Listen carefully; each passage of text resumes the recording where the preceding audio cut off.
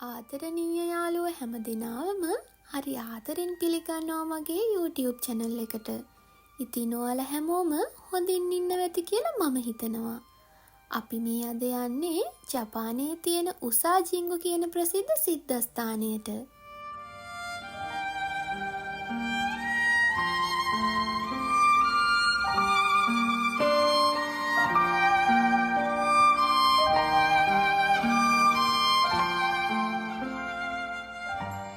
ජපානය පුරා බොහෝ දෙනාගේ වන්දනාමානයට පාත්‍ර වෙලා තියෙන දෙවි කෙනෙක් තමයි ශින්ටෝ දෙවියන් කියන්නේ. ශින්ටෝ දෙවියන් වෙනුවෙන් සිද්ධස්ථාන 40,000කට වැඩි ප්‍රමාණයක් ජපානය තුළ නිර්මාණය කරලා තියෙනවා.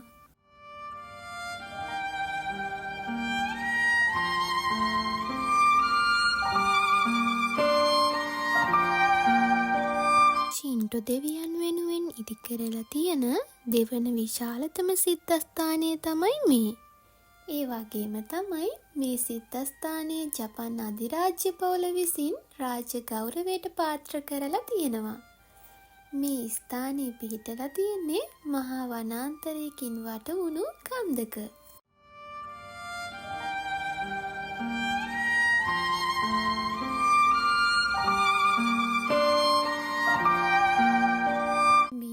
පොකුණු කිහිපයක්ම මේ සිද්ධස්ථානයේ නිර්මාණය කරලා තියෙනවා. ගිම්හාන කාලයේදී මේ පොකුණු නිලුම් මල් වලින් පිරී යනවා.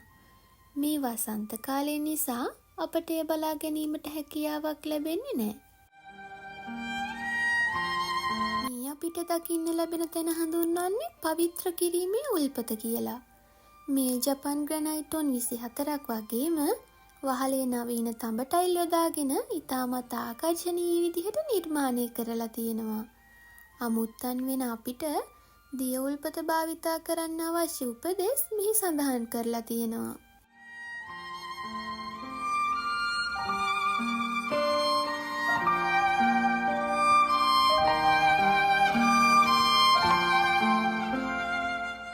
ශින්ටෝ දෙවියන් වෙනුවෙන් ඉදි කරලා තියෙන සිද්ධස්ථාන අතරින් බෞද්ධ ධර්මයට සහාය දක්වන දුර්ලභ සිද්ධස්ථානයක් විදිහට උසාජින්ගු සිද්ධස්ථානයේ විශේෂ තැනක් ගන්නවා. අපිට දැන් දකින්න ලැබෙන්නේ ප්‍රධාන මාලිගාවට ඇතුල් වෙන්න තියෙන දොරටුව වගේම ප්‍රධාන මාලිගාවෙන් පිට වෙන්න තියෙන දොරටුව.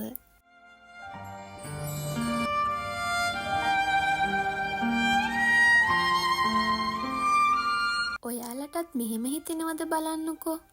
හරිම අද්භූත විදිහට මේ උසාජින්ගු සිද්ධස්ථානයේ සබහා ධර්මයේ එක බද්ධ වෙලා තියෙනවා කියලා මට නම් හිතෙනවා.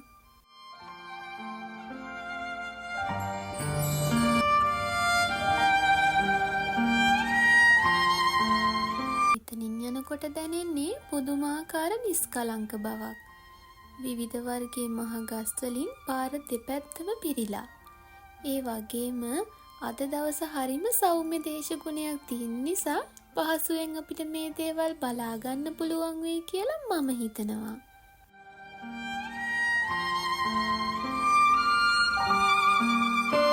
ප්‍රධාන සිද්ධස්ථානය හම්බ වෙන්න කලින් මායිම් සිද්ධස්ථාන 8ක් අපිට හම්බ වෙනවා. ප්‍රධාන සිද්ධස්ථානයට ළඟින්ම අපිට දැක ගන්න ලැබෙන මායිම් සිද්ධස්ථානය තමයි මේ තියෙන්නේ.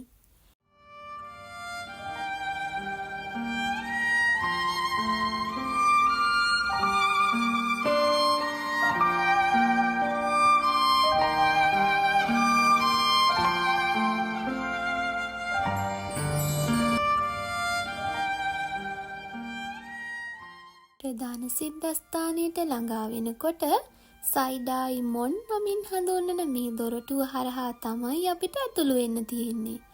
මේ දොරටුව ගොඩාක් විශේෂයි. මේ දොරටුව නිර්මාණය කරලා තියෙන්නේ 1592 දී. ඒ වගේම තමයි නිර්මාණයට වසර 5ක කාලයක් ගත වෙලා තියෙනවා.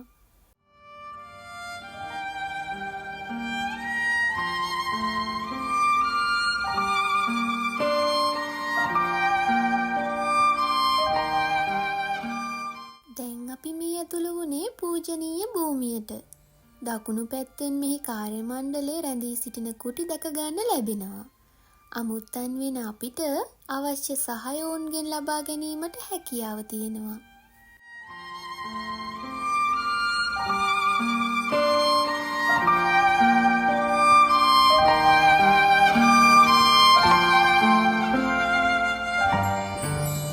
මේ භූමියේ ශ්‍රේෂ්ඨ බුද්ධ ප්‍රතිමාවක් ඉදි කළ බව වංශ කතාවල සඳහන් වුණත් අමුත්තන් වන අපට ඒ දැක බලා ගැනීමට විවෘත කරලා නැහැ. මේ සිද්ධස්ථානයේ ප්‍රධාන මූලස්ථානය තමයි මේ මාලිගය. මේ මාලිගය ජාතික වස්තුවක් විදිහට නම් කරලා තියෙනවා. මේ ඔයාලට දකින්න ලැබෙන මාලිගාවේ මැද කුටිය ශින්ටෝ දෙවියන් වෙනුවෙනුත් දෙපස කුටි දෙක ඔහුගේ මවගේ සහ බිරිඳගේ දෙවියන් වෙනුවෙනුත් වෙන් කරලා තියෙනවා. ඒ වගේම තමයි මේ තිදෙනාම දෙවියන් ලෙස ලොව පුරා බහුලවම වන්දනාමානයට පාත්‍ර වෙනවා. ජපානයේට දිව්‍යමය ඝන බලයක් මේ තිදෙනාගේ නැති බවත් ජපානයට වාසනාව ගෙනෙන බවත් විශ්වාස කරනවා.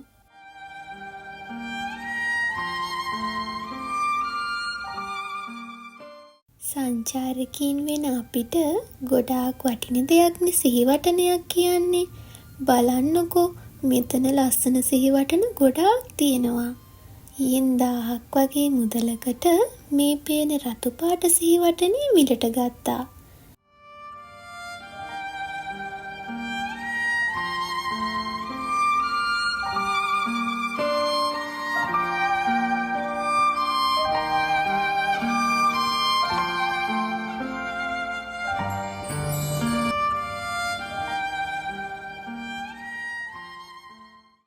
තැනට සමුදීලා පහලට යන්න පටන් ගත්තා.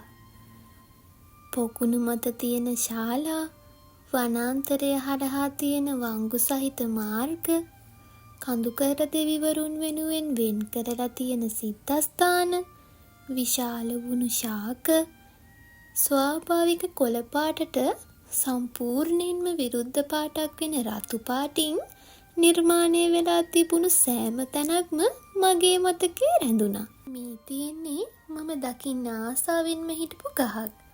ජපනීස් මේපල් කියලා තමයි මේ ගස් හඳුන්වන්නේ. හරිම ලස්සනයි නේද? මුළු ගහම රතු පාටයි. මේ අපිට අවසානයේ දකින්න ලැබෙන්නේ ජින්ගු නකමිස් කියලා හඳුන්වන වීදිය.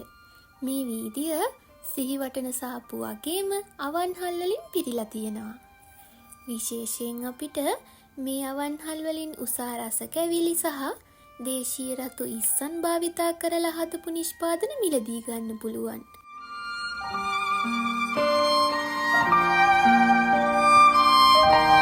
ආදරණීය යාළුවෝ හැමදෙනාම මේ වීඩියෝ එකට කැමති වෙන්නේ නැති කියලා මම හිතනවා. තවත් ලස්සන වීඩියෝ එකකින් හමු වෙන බලාපොරොත්තුවෙන් මම නවතිනවා. ආදරේ.